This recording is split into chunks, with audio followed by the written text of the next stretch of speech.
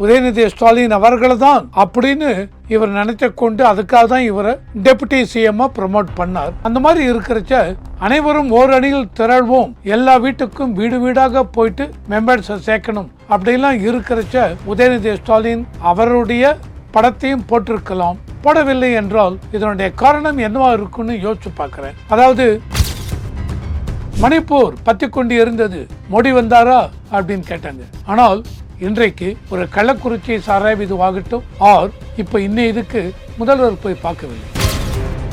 இதுல போடல அப்படிங்கிறச்ச கண்டிப்பாக ஏதோ ஒரு காரணம் இருக்கும். டிஎம்கே பொறுத்த வரைக்கும் பாருங்களேன், இன்னைக்கு நீங்க எடுத்தீங்க அப்படின்னா ஓரணியில் திரள்வோம் அப்படின்னு ஒவ்வொரு வீடு வீடாக போய் இவங்க கூட்டம் போட்டு மக்களை பார்க்க போறோம், இவ்வளவு லட்சம் பேரை சேர்க்க போறோம் அப்படிங்கிறச்ச என்ன தோன்றதுன்னா திமுக கழகத்துக்கு ஒரு பயம் வந்து விட்டது. நம்ம எதிர்பார்த்த அளவுக்கு, மக்கள் எதிர்பார்த்த அளவுக்கு ஒரு திருப்தி இல்லை. மக்கள் மனதில் ஒரு வெறுப்பு இருக்கிறது. மக்கள் மனதில் அது கண்டிப்பாக எல்லாருக்குமே தெரிகிறது. ஏன்னால் எங்க பார்த்தாலும் எதில் எடுத்தாலும் லஞ்சம் அது இதுன்னு வருது. ஸோ ஓவராலா பார்க்கறது தென் கடன் சுமை லாஸ்ட் 5 வருஷத்துல 4 வருஷம், இப்போ 5வது வருஷம், இந்த லாஸ்ட் இதில் 4.5 லட்சம் கோடி 5 லட்சம் கோடி கடன் வாங்கியாச்சு. இவங்க மார்ச் 2024 முடிக்க போகும்போது 9,70,000 கோடி கடன் இருக்க போகுது.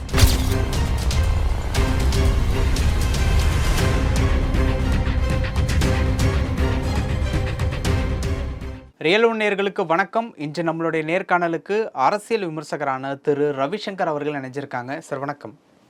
வணக்கம். வணக்கம். எப்படி சார் இருக்கீங்க? நல்லா இருக்கு. இப்போது ஓரணியில் திரள்வோம் தமிழ்நாடு அப்படிங்கிற மாதிரியான ஒரு விஷயத்த திமுக கையில் எடுத்திருக்காங்க. அதற்கு பல விமர்சனங்கள் வந்துக்கிட்டு இருக்கு. இதில் என்ன ஒரு கேள்வி அப்படின்னா, அந்த போஸ்டர் இருக்குல்ல, அந்த போஸ்டரில் உதயநிதி அவர்களுடைய ஃபோட்டோவே இல்லை, வெறும் ஸ்டாலின் அவர்களுடைய ஃபோட்டோ தான் இருக்குது. உதயநிதி அவர்களுடைய ஃபோட்டோ இல்லாமல் இருக்கக்கூடிய இந்த விஷயத்தை எப்படி புரிஞ்சுக்கிறது? ஓரணியில் திரள்வோம் அப்படிங்கிறது முதல்ல எனக்கு அதுவே இவருடைய இவங்க அலையன்ஸ் பார்ட்னர்ஸ்க்கெல்லாம் ஸ்டாலின் அவர்கள் கொடுக்குற குரலா. அந்த ஓரணியில் திரள்வோம்னா என்ன அர்த்தம்னு எனக்கு புரியணும். ஏன்னா இன்றைக்கி உங்களுக்கு விசிகே இருக்காங்க, கம்யூனிஸ்ட் பார்ட்டி, காங்கிரஸ், இவங்க எல்லாருமே ஓரணியில் திரள்வோம்னா இதை தாண்டி மற்ற கட்சிகளையும் இவர் கூப்பிடுறாரா என்ன புரியவில்லை. சரி, ஆனால் இந்த போஸ்டரில் அவருடைய இது உதயநிதி ஸ்டாலின் இல்லை அப்படின்னால் எனக்கு அது ஒரு ஆச்சரியமாக தான் இருக்குது. ஏன்னால் ஒரு தமிழக துணை முதல்வர் ஸ்டாலின் அவர்கள் இருக்காங்க, அவரை தாண்டி வேறு யார் இருக்காங்க? மற்ற கட்சி தலைவர் எல்லோரும் இருக்காங்களா அதில்? நான் தான் உங்களை கேட்குறேன், நீங்கள் இவர் இல்லைங்கிறீங்களே, மற்றவங்களாம் இருக்காங்களா அதில்? இல்லை. ஸோ ஸ்டாலின் அவர்கள் மாத்திரம் இருக்கார், கரெக்டாக? இல்லை, அவருடைய சீனியர் லீடர்ஸ் யாரும் இருந்தாங்க. ஆனால் என்னை பொறுத்த வரைக்கும் அடுத்தது இவருக்கு அப்புறம் உதயநிதி ஸ்டாலின் அவர்கள் தான் அப்படின்னு இவர் நினைச்ச கொண்டு அதுக்காக தான் இவரை டெபுட்டி சிஎம் ப்ரமோட் பண்ணார். அந்த மாதிரி இருக்கிறச்ச அனைவரும் ஓரணியில் திரள்வோம், எல்லா வீட்டுக்கும் வீடு வீடாக போயிட்டு மெம்பர்ஸை சேர்க்கணும் அப்படிலாம் இருக்கிறச்ச உதயநிதி ஸ்டாலின் அவருடைய படத்தையும் போட்டிருக்கலாம். போடவில்லை என்றால் இதனுடைய காரணம் என்னவா இருக்குன்னு யோசிச்சு பார்க்குறேன். அதாவது மக்களுக்கு ஸ்டாலின் அவர் மேலே இருக்கிற ஒரு நம்பிக்கையே எதுவோ உதயநிதி அவர்கள் மேலே இல்லையா? எதனால் இல்லை? இப்போ ரீசெண்டாக நடந்த இந்த டாஸ்மாக் ஸ்கேமு அது இதில் இவரையும் சேர்த்து பேர் வந்துன்னு வெளியில் பேசிக்கிறது தான், எந்த பத்திரிகையிலும் போடவில்லை. அதாவது ரத்தீஷ் ஒருத்தர் இருந்தாங்க, இவருக்கு தொடர்பு இருக்கா, அவருக்கு தொடர்பு இருக்கா அப்படின்லாம் பேச்சு அடிபடுறது. இதை தவிர சனாதன தர்மத்தை பற்றி பேசின ஒரு பேச்சு. பொதுவாக மக்களுக்கு என்ன ஒரு தோன்றிருக்கு அப்படின்னால் இந்து மதம், இவர் ஓப்பனாகவே அனௌன்ஸ் பண்ணிட்டார், நான் கிறிஸ்துவன், என்னுடைய மனைவி கிறிஸ்துவர், நானும் கிறிஸ்துவ மதத்தை சேர்ந்தவன் அப்படிங்கிற மாதிரி சொன்னதுனால இந்துக்கள் மத்தியில் இவருக்காக இவரை பற்றி இவர் மைனாரிட்டிஸ்க்காக தான் இருப்பார் அப்படின்னு மக்கள் மத்தியில் தோணி இருக்குமா? இல்லை இவருடைய படத்தை போட்டால் மக்களுக்கு வெறுப்பு வந்து விடுமா? இப்படியெல்லாம் 1000 ஒரு காரணங்களை கொண்டு இவர் படத்தை போடாமல் இருக்கலாம், தெரியவில்லை. ஆனால் இந்த மாதிரி காரணங்கள்லாம் சேர்த்து மேபி அவருக்கு ப்ராமினன்ஸாக போன எலெக்ஷன் பார்த்தீங்கன்னு வச்சுங்களேன், 2021 எலெக்ஷனில் இவரும் முன்ன நின்று எல்லா இதுக்கும் போனார். இன்றைக்கி அந்த மாதிரி இருக்கிறச்ச 5 வருஷம் கழித்து துணை முதல்வர் இவரையும் போட்டிருக்கலாம், போடவில்லை அப்படிங்கிறச்ச எங்கேயோ ஒரு உறுத்தல் இருக்குது கண்டிப்பாக. ஓகே, இப்போ இந்த விஷயத்தோட தொடர்பு படுத்தி ஒரு விஷயம் வந்து கேட்குறேன். சமீபத்தில் லாக்அப் மரணத்தில் அஜித் அப்படிங்கிற ஒரு இளைஞர் வந்து காலமானார் இல்லையா? அந்த அவருடைய வீட்டுக்கு திருமாவளவன் அவர்கள், விஜய் அவர்கள் எல்லாருமே வந்து போனாங்க. சிஎம் வந்து ஃபோன் மூலியமா அவங்களுடைய பெற்றோர்கள்ட்ட மன்னிப்பு, ஆறுதல் வந்து சொன்னாங்க. உதயநிதி அவர்கள் அந்த பக்கமே வந்து போகலை. ஃபோன்லேயே எதுவும் பேசின மாதிரி எந்த செய்தியுமே நம்ம பார்க்கல, படிக்கல. இந்த இன்சிடெண்ட் எப்படி பார்க்குறது? அங்கேயுமே ஆள் வந்து ஆப்சென்ட் தான். 2020 சாத்தான்குளம், அந்த சாத்தான்குளத்தில் வந்து அந்த தந்தை மகன் 2 பேரையும் பெனிக்ஸ் அண்டு இன்னொருத்தர், ஐ ஃபர்காட் ஹிஸ் நேம், தந்தை மகன், எஸ், இதில் அழைத்து கொண்டு போய் அடித்து அவரை துன்புறுத்தி தென் ஜெயிலே செத்து போனாங்க. Lockup death. அந்த லாக்அப் டெத்தில் இன்வால்வ் ஆன 4-5 காவல் இவர்கள், இன்ஸ்பெக்டர்ஸ் முதற்கொண்டு இன்று வரைக்கும் ஜெயிலில் தான் இருக்காங்க. அன்னைக்கு இந்த சாத்தான்குளத்தை பற்றி பேசும்பொழுது இவர் என்ன சொன்னார்? யாரு? முதல்வர் இந்த ஸ்டாலின் அவர்கள். அப்போ வந்து எதிர்க்கட்சி தலைவர், இங்கே என்ன ஆட்சி நடக்கிறதா இல்லை போலீஸ் ஆட்சியா அப்படின்னு கேட்டார். அதாவது மக்களுக்கு எந்த அளவுக்கு பயம் இருக்கு அப்படின்னு. இவர் வந்து எடப்பாடி அப்போ சிஎம்மாக இருந்தார். எடப்பாடி வந்து எந்த விதத்தில் யாரையும் போய் பார்க்க போகவில்லை. ஸோ இங்கே வந்து மக்கள் வந்து பயப்படுறாங்க இந்த ஆட்சியை பார்த்து, அப்படி இப்படின்னு ஒரு எதிர்க்கட்சி தலைவர் அன்றைக்கு குரல் எழுப்பினார். அடுத்த 2 நாளைக்கு அப்புறம் கனிமொழி அவர்கள், எம்பி அவர்கள், அவர் போயிட்டு அந்த சாத்தான்குளத்தில் இறந்த அந்த ஃபேமிலி மெம்பர்ஸ் அவங்கள போய் பார்த்து 25 லட்சம் ரூபாய் நிதியுதவி கொடுத்து விட்டு வந்தார்கள். இன்றைக்கு கனிமொழி போகவில்லை, ஐ திங்க் போகல. அதுக்கு அடுத்த நாள் உதயநிதி அவர்கள் அவங்க இறந்து போனவங்களை போய் பார்த்து விட்டு அவங்களுக்கு ஆறுதல் கூறிவிட்டு வந்தார். உங்களுக்கு எந்த விதமான இதுவும் கேளுங்க, நாங்கள் எதிர்க்கட்சி, நாங்கள் கண்டிப்பாக உங்களுக்கு உறுதுணையாக இருப்போம் என்று ஆறுதல் கூறிவிட்டு வந்தார். ஆனால் இன்றைக்கு போகவில்லை. ஏன் போல? நீங்கள் போயிருக்கலாங்க. இப்போ உங்கேயும் மற்றதுக்கு இப்போ என்ன சொல்லுவாங்க? வெள்ளம் வந்தது, இவன் வந்தாரா, மோடி வந்து பார்த்தாரா, நிர்மலா சீதாராமன் வந்தாங்க, மோடி வந்தாரா, மணிப்பூர் பற்றி கொண்டு இருந்தது, மோடி வந்தாரா அப்படின்னு கேட்டாங்க. ஆனால் இன்றைக்கு ஒரு கள்ளக்குறிச்சி சாராயம் இதுவாகட்டும், ஆர் இப்போ இன்னும் இதுக்கு முதல்வர் போய் பார்க்கவில்லை. ஆனால் என்னை பொறுத்துக்க முதல்வர் போய் பார்க்கணுமா? வேண்டாங்க, தேவையில்லை.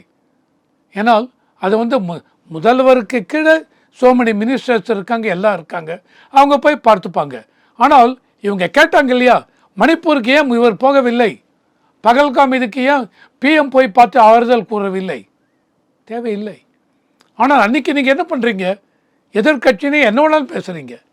ஆனால் இன்றைக்கி உங்களுக்குன்னு வரும்பொழுது முதல்வர் போலையே, இப்போ இதுக்கு என்ன சொல்ல போகிறீங்க? கனிமொழி எம்பி அவர்கள் போகவில்லை, என்ன சொல்ல போகிறீங்க? துணை முதல்வர் உதயநிதி ஸ்டாலின் போகவில்லை, இதுக்கு என்ன சொல்லுவீங்க? திமுக ஏதாவது பதில் சொல்ல முடியுமா? இல்லை. ஸோ என்னை பொறுத்த வரைக்கும் போயிருக்கலாம். அன்றைக்கு எதிர்க்கட்சியாக இருக்கும் பொழுது நீங்கள் போய் ஆறுதல் கூறினீர்கள். இன்றைக்கு துணை முதல்வர் ஸ்டாலின் அவர்கள் முதல்வர் ஃபோன் பண்ணி பேசி மன்னிப்பு கோரி எல்லாம் பண்ணிவிட்டார். துணை முதல்வர் நீங்கள் போயிருக்கலாமே, ஏன் போகவில்லை? எது உங்களை தடுத்தது? நீங்களும் போய் அவங்க வீட்டில் இன்றைக்கு பார்த்தீங்கன்னு வச்சுங்க, இவர் போயிருக்கார், நயனார் நாகேந்திரன் அவர் போயிருக்கார், அப்புறம் எடப்பாடி பழனிசாமி அவங்க போயிருக்காங்க. ஸோ நீங்கள் ஏன் போகவில்லை? எது எக்காரணத்தை கொண்டு எது உங்களை தடுத்தது?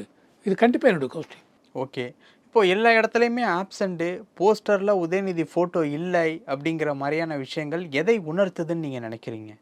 அதாவது எனக்கு என்ன தோன்றது அப்படின்னால், கண்டிப்பாக இவருடைய பேர் இதை போட்டிருக்கலாம். ஏன்னால் உதயநிதி இவங்களுக்கு எல்லாருமே இன்றைக்கி பார்த்தீங்கன்னு வச்சுங்களேன், ஒரு இதை வச்சு தான் முதல்ல வந்து இவர் போன 2021 பிரசாந்த் கிஷோர் இவருக்கு வந்து எல்லா அட்வைஸும் கொடுத்தார். இப்போ 2026 பிரசாந்த் கிஷோர் அங்கே போயிட்டார் விஜய்க்கு, இவரோடு இல்லை, இவங்க வேற ஒரு இவங்களை வச்சுருக்காங்க. ஸோ அவங்க என்ன அட்வைஸ் கொடுக்குறாங்களோ அந்த அட்வைஸ் வச்சு தான் ஒரு பேர், நாம் முதல்வன், நமக்கு நாமே, விடியலை நோக்கி பயணம், இந்த மாதிரிலாம் பேர், இந்த மாதிரிலாம். ஸோ மேபி அவங்க எதாவது அட்வைஸ் கொடுத்துருப்பாங்களா? இன்றைக்கி இருக்கிற சூழ்நிலையில் நீங்கள் இவருடைய பேரை போட்டு உதயநிதி அவர் பேரை போட வேண்டாம், ஸ்டாலின் உதயநிதி அவர்கள் படத்தையும் போட வேண்டாம் அப்படின்னு அவங்க சொல்லிருப்பாங்களா? ஏன்னா எங்களுக்கு தெரிஞ்ச வரைக்கும், எங்களுக்கு கேள்விப்பட்ட இது வரைக்கும் தவறான இன்ஃபர்மேஷன் வருகிறது. மக்கள் உதயநிதி மேலே ஒரு இதில் இருக்காங்க அப்படின்னு அவங்க ஏதாவது சொல்லி அந்த காரணத்துக்காக இவங்க போடலையா தெரியாது. ஆனால் இதில் போடலை அப்படிங்கிறச்ச கண்டிப்பாக ஏதோ ஒரு காரணம் இருக்கும். டிஎம்கே பொறுத்த வரைக்கும் பாருங்களேன், இன்றைக்கி நீங்கள் எடுத்தீங்க அப்படின்னா ஓரணியில் திரள்வோம் அப்படின்னு ஒவ்வொரு வீடு வீடாக போய் இவங்க கூட்டம் போட்டு மக்களை பார்க்க போகிறோம், இவ்வளோ லட்சம் பேரை சேர்க்க போகிறோம் அப்படிங்கிறச்ச என்ன தோன்றதுனோ திமுக கழகத்துக்கு ஒரு பயம் வந்து விட்டது. அந்த பயத்தினுடைய நீட்சி எக்ஸ்டென்ஷன் தான் இந்த இதுவும். இவங்க சொல்லிருப்பாங்க, இவங்களுடைய அட்வைசர்ஸ், இல்லை சார் இவங்க உதயநிதி ஸ்டாலின் அவங்க இதை போட வேண்டாம் அப்படி இப்படின்னு அந்த சொன்னதுனால ஒருவேளை இவங்க போடலையா தெரியாது, இருக்கலாம். ஓகே, இப்போது போட வேணாம் அப்படிங்கிற மாதிரி சொல்கிறாங்க இல்லையா? அப்போது கட்சியில் குடும்பமே அதிருப்தியில் இருக்கா உதயநிதி மேலே? சீனியர் மினிஸ்டர்ஸ் இவங்க எல்லாமே விட்டுருங்க, அது அடுத்த கேட்டகரி. குடும்பமே உதயநிதி மேலே அதிருப்தியில் இருக்கா? இல்லைங்க, குடும்பம் உதயநிதி மேலே அதிருப்தியாக இருக்குன்னு ஒரு ஒட்டுமொத்த போகிற போக்கில் நம்ம சொல்ல முடியாது. ஏன்னா எக்காரணத்துக்கு எப்படி பார்த்தாலும் இவர் தாங்க துணை முதல்வர். நாளைக்கு இந்த கட்சியே ஒரு ஜெயிச்சு வந்தால், இல்லை ஒரு அடுத்த வருஷம் இல்லைங்க 2026 இல்லை, அடுத்த 5 வருஷம் கழிச்சு இவங்க மறுபடியும் திமுக ஆட்சிக்கு வருகிறார் என்று வைத்துக்கொள்வோம். அப்போ என்ன பண்ணுவீங்க? இவருக்கு அடுத்தது யார்? ஏன்னா இது பார்த்த வரைக்கும் கருணாநிதி அவர்கள் இருந்தார், அதுக்கப்புறம் இவர் வந்தார், அதுக்கப்புறம் இவர். இன்றைக்கி கூட நீங்கள் பார்த்தீங்க கலைஞர் டிவியில் இன்பநிதி அவர்களுக்கு உதயநிதி மகனுக்கு ஒரு பதவி கொடுத்தாய் விட்டது. அதனால் எப்படி நிலந்து ஒரு 10 வருஷம் கழிச்சு எப்படி போகும்னு தெரியாது. ஆனால் என்னால் சொல்ல முடியும், ஒரு கட்டுக்கோப்பான ஒரு குடும்பம், அதை நான் இல்லைன்னு சொல்ல மாட்டேன். அதனால் குடும்பத்துக்குள்ளும் இவர் மேலே இது இல்லை, இருக்க சான்ஸ் இல்லை. மற்ற மினிஸ்டர்ஸ்க்கு இருக்கலாமா? கண்டிப்பாக இருக்கலாங்க. என்னங்க நாங்கள் இவ்வளோ சீனியர்ஸு, எங்களெல்லாம் விட்டு எங்கேதோ கொண்டு இவரை கொண்டு துணை முதல்வர் வச்சுருக்கீங்க, அந்த மாதிரி இருக்கலாம். அவங்களுக்கு ஆதங்கம் இருக்கலாம், வெளியே காமிச்சிக்க மாட்டாங்க. இன்றைக்கே பார்த்தீங்கன்னு வச்சுங்க, ஜெனரல் செக்ரட்டரி எலெக்ஷன் அது இருக்கா, எப்போ நடத்த போகிறாங்க என்ன திமுகவில் தெரியாது. அந்த ஜெனரல் செக்ரட்டரி போஸ்ட்டுக்கு இன்றைக்கி இருக்கிறது துரைமுருகன் அவர்கள். அவர் எடுக்க போகிறாங்களா என்ன? உதயநிதி ஸ்டாலின் அவர்களுக்கு ஃபர்தராக கட்சிக்குள்ளே எந்த அளவுக்கு ஸ்ட்ராங்கான ஒரு பதவி கொடுத்தால், ஏன்னால் நாளைக்கு எக்காரணத்தை கொண்டு இவரை வெளியில் தள்ள முடியாமல் இருக்கணும், அதுக்கேற்ற மாதிரி பொசிஷன் கொடுக்கணும். அதனால் குடும்பத்துக்குள்ளே இவர் மீது வெறுப்பு இருக்குங்கிறத நான் போகிற பக்கம் சொல்ல மாட்டேன். ஓகே, பணி ரிலேட்டபிளாக பார்க்கும்போது எப்படி இருக்கு? ஆக்டிவாக இருக்காங்களா? சமீபத்தில் அவரோட விஷயங்கள்லாம் எப்படி இருக்கு? யாரு? உதயநிதி. பணி ரிலேட்டபிளான விஷயங்கள்லாம் பணி ஜாப். ஓகே ஓகே, அந்த மாதிரியான விஷயங்கள்லாம் எப்படி பார்க்குறீங்க? ஏன்னா நிறைய இடங்கள்ல இப்போ அவரை பார்க்குற முடியறதில்ல அப்படிங்கிற மாதிரியான சில விஷயங்கள் சொல்லப்படுதில்ல, அதை எப்படி பார்க்குறீங்க? எனக்கு ஜாப் ரிலேட்டட்னு வரும்பொழுது பொதுவாகவே ஓவரால் இதில் நீங்கள் பார்த்தீங்கன்னு வச்சுங்க, இந்த மினிஸ்டர் எப்படி பண்ணுறார், அந்த மினிஸ்டர் எப்படி பண்ணுறார், இவர் டிரான்ஸ்போர்ட்டில் என்ன பண்ணுறார், பிடபிள்யூடி எப்படி பண்ணுறாங்க, இதை ஒன்று அனலைஸ் பண்ண வச்சு டீப்பாக அனலைஸ் பண்ணணும். அது ஒரு செப்பரேட் இதுவாக தான் பார்க்க முடியும். ஓவராலாக பார்க்குறச்ச முதல்வர், துணை முதல்வர், மற்ற மந்திரிகள், cabinet as a whole, Stalin அவர்கள் கீழ் எப்படி ஃபங்க்ஷன் பண்ணுறது அப்படின்னு நீங்கள் பார்த்தீங்கன்னு வச்சுங்க, நம்ம எதிர்பார்த்த அளவுக்கு, மக்கள் எதிர்பார்த்த அளவுக்கு ஒரு திருப்தி இல்லை. மக்கள் மனதில் ஒரு வெறுப்பு இருக்கிறது. மக்கள் மனதில் அது கண்டிப்பாக எல்லாருக்குமே தெரிகிறது. ஏன்னால் எங்கே பார்த்தாலும் எதில் எடுத்தாலும் லஞ்சம் அது இதுன்னு வருது.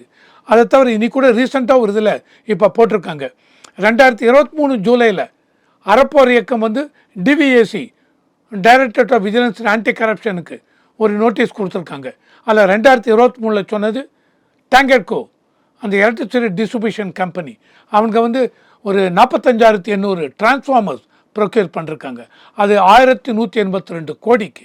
அதில் பார்த்தீங்க அப்படின்னால் டெண்டர் விட்டதுலேருந்து அந்த 20 பேர் டெண்டர் பிட் பண்ணுறாங்க.